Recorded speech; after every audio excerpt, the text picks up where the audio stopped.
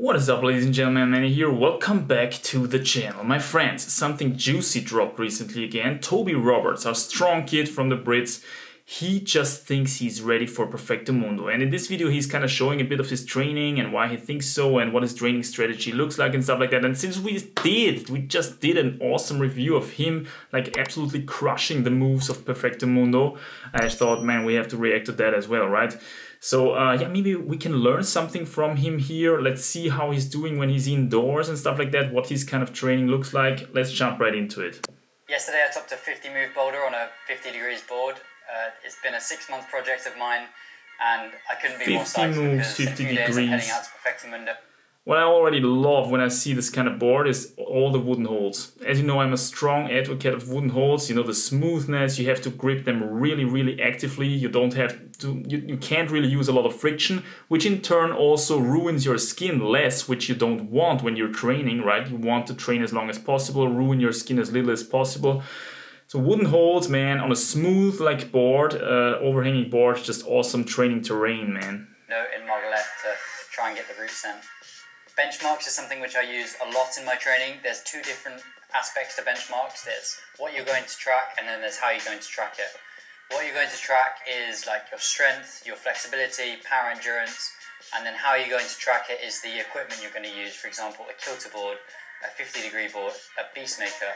So super lean, okay? What we see here is a really fine-tuned machine, okay? Climbing machine, like crazy.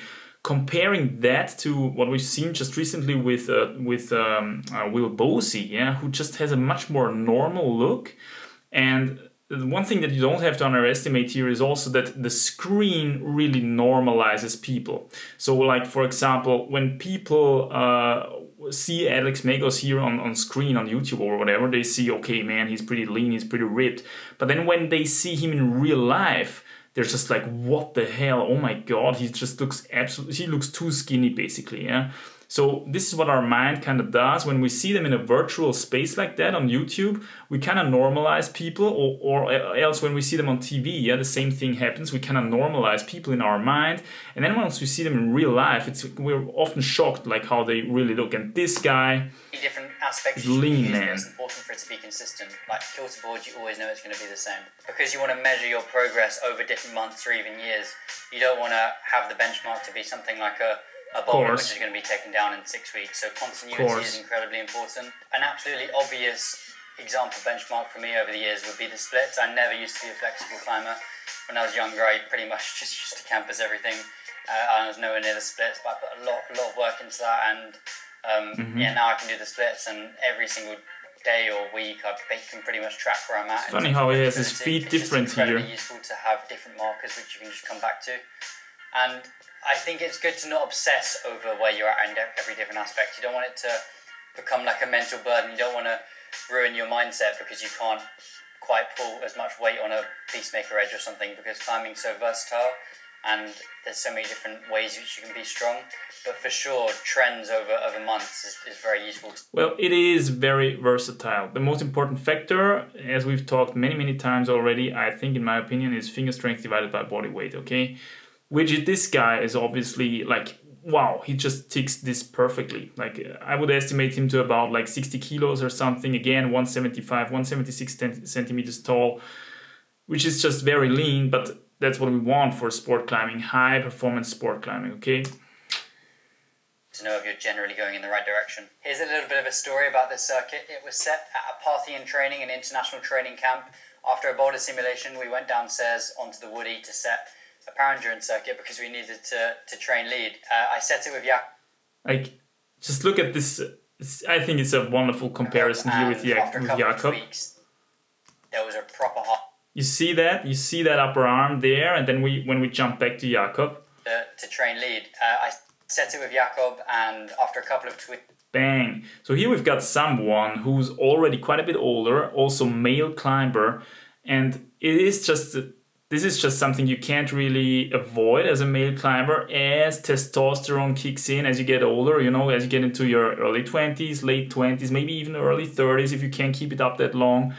at some point you're gonna get heavier. You know, you're gonna put on some muscles, like no matter how much you fast and how much you try to keep those calories low and everything, but you're gonna put on some weight. And this is one of the most significant factors, like how you can distinguish these like older guys like Adam Ondra, Jakob Schubert from the young guns like Toby Roberts, who's just got this super lean, like kid-like spider look, which is just in the future, like all the super hard stuff is gonna be sent by those guys, by these very fresh 20-year-olds who just super lean but already very, very skilled and have the finger strength divided by body weight to the max, you know?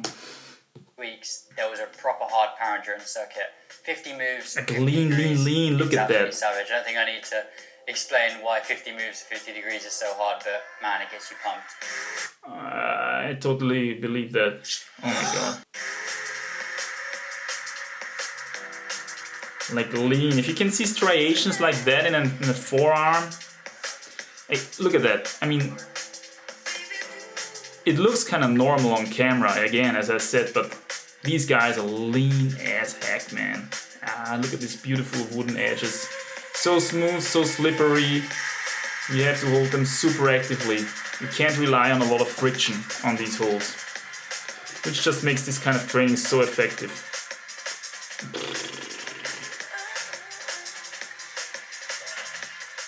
Over the subsequent months, this circuit almost gained a reputation in my head. I started this circuit before the Olympics, and I was around 10 moves from the top before I went there, maybe 5 to 10. Wow, the sailboat, man. Did you see that? I have to go back, man. Look at that sailboat. Before I went there, maybe 5 to 10. So lean, like, oh my freaking god, look at that. That's gonna be my thumbnail. Holy crap. And since then, it's just been a very, very good benchmark.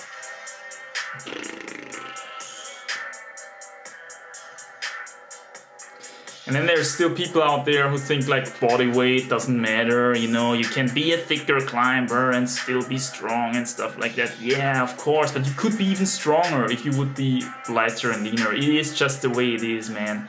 It's unfortunate, but this is the reality of things. Not saying that's healthy, obviously. Health is a completely different stadium, but in terms of sports performance, this is what we're talking about, man.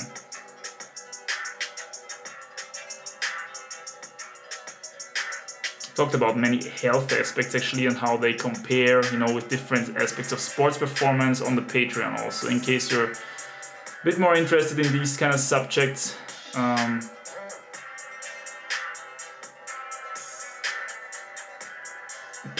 Those pinches, man, the wooden pinches, like that without any friction. It's just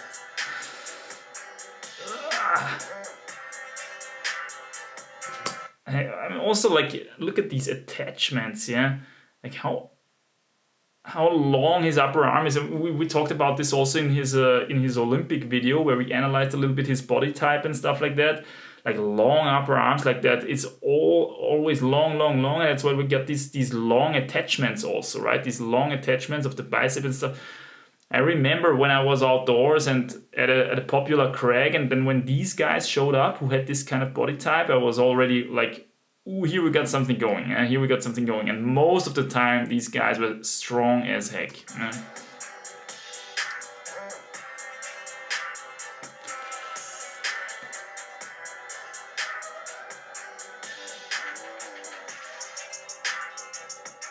Well, the chicken wings are coming out pretty badly there, man. That's usually when you get pumped as heck and you still want to, you know, get a little bit of rest out there. Oh. After I got back from the Olympics, I went on holiday for around 10 days, and it turns out after that there was a World Cup in Copper, which I suddenly got really psyched to do, but I didn't want to just head to Copper without checking in where I was at, so I remember trying the circuit to see where I'm at, and I was around, again, like 10, maybe a bit less than the Olympics, but I was still in pretty solid shape after. Like, look at that reach, man. Reach and lean.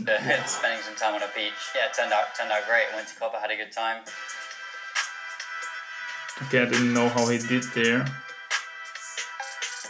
Oh, apparently he won. I slowly started to refine on the circuit. Similar to trying a really hard route, you start to learn the subtle body positions, the weird feet, where your hips need to be in certain locations, where the best rest points are, and yeah, it was almost a bit of a project. I remember when I started to get into my outdoor season, I wanted to go out and try Gancho Perfecto, the 9A+. I had a session on that circuit before that, and I fell maybe 10 moves from the top again. This last 10 moves of the circuit was just so brutal. After that many moves on that, to be honest, he's already, I think, much stronger than he actually would need to be for these kind of routes. The only thing why he's not ticking them faster, maybe, I guess, is because he just has not a lot of outdoor, like so many hard outdoor meters in. He's just got a lot of competition climbing meters in so far, I think. But if he starts to get more and more into this outdoor routine and how to really climb outdoors and stuff, it's still a different kind of sport than all the competition stuff, okay? And I think he's gonna do a lot. He's gonna do all these hard routes so quick, man. He's gonna do all these hard routes so quickly. On that steepness, you just get so zapped. And after a few more trips to Margalef, I was progressing outdoors. I was acclimatizing. I started working on Perfecto, and that's exactly what I mean. That's exactly what I mean. Allowed me to see the gains on this circuit. It's funny, I'm talking like I'm using Perfecto as the training for the circuit, but in reality, it should be the other way around. But after one doesn't really matter. Out to Margalef, I came back and I got my high point on the circuit. I was maybe 3 or 4 moves from the top, which I was so psyched with.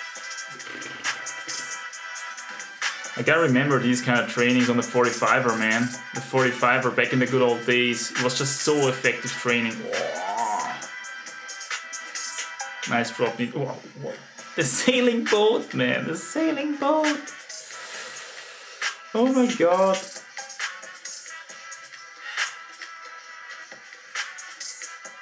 This rest.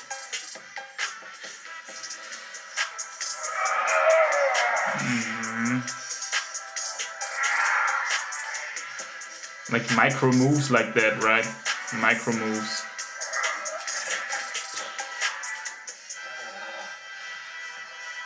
Oh, that's a bit better. Yeah, I'm pretty happy with that. That's I think it's like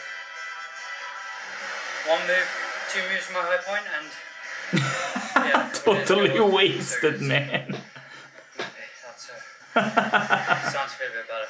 It's funny that trying these outdoor climbs got me into better shape power endurance wise than the Olympics did. Putting in some more work into Perfecto Mundo, and on my recent trip I got very close to sending. Ali, super. This was now probably 6th day on in 7 or 7 days on in 8, and I was kind of knackered. My skin was destroyed, but I wanted to head to Parthian and not just try the circuit. I wanted to have a session, but I'm not like that drawn to it, but I got on it, I hopped on it with no expectations, and I got around it, and honestly, it didn't even feel that bad compared to other times. It's kind of crazy how once you do something, suddenly it feels okay.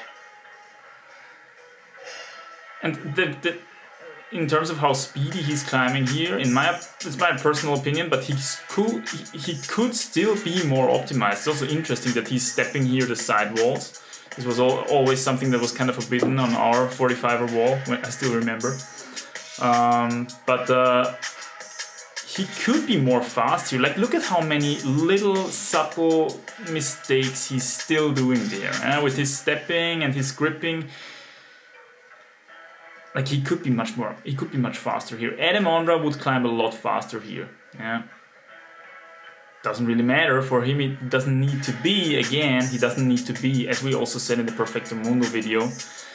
But it still goes to show that there is much more room for optimization still. Yeah, still.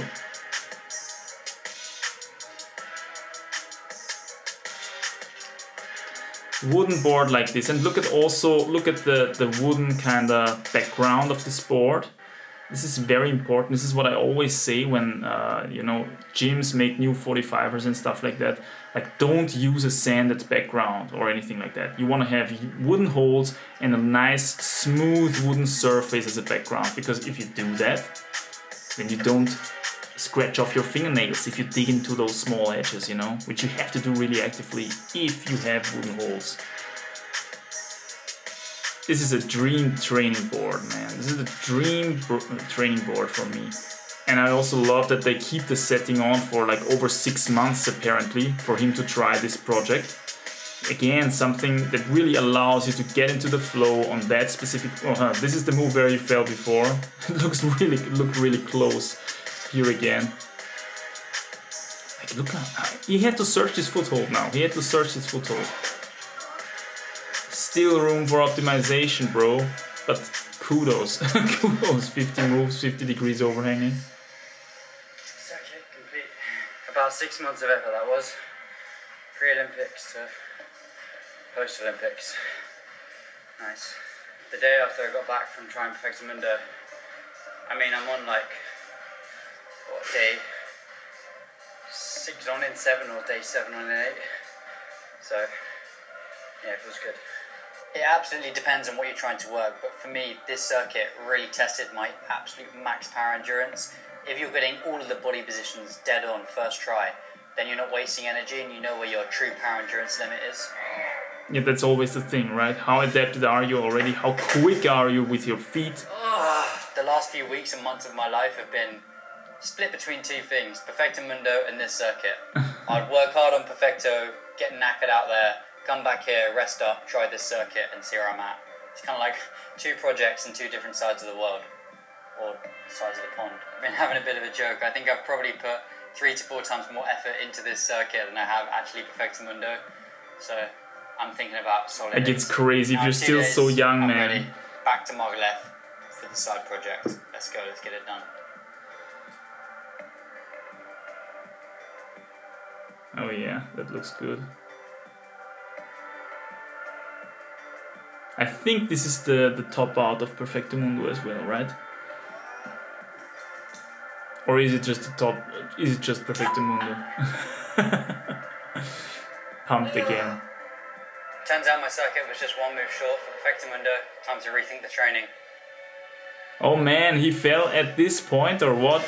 Come on, dude. No. Really? Wow. Okay. There's a couple of things that come to my mind when I see this kind of stuff. Like, this guy, he's still relatively slow, I think, in terms of how he. This was also something that I noticed on this Perfecto Mundo shot that we reviewed recently, where he climbed this top out.